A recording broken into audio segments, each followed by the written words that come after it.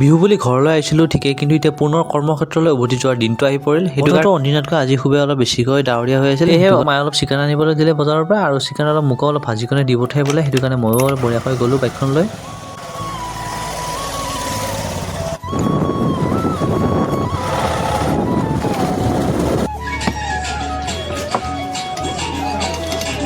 বজাৰৰ পৰা চিকেনখিনি লৈ আনি কিনে মই পুনৰ ঘৰত দি থৈ আহিলোঁ। দি কিনে আকৌ পুনৰ এইফালে চেলুনলৈ আহিলোঁ চুলিখিনি অলপ দীঘল থকাৰ কাৰণে কাটিবলৈ।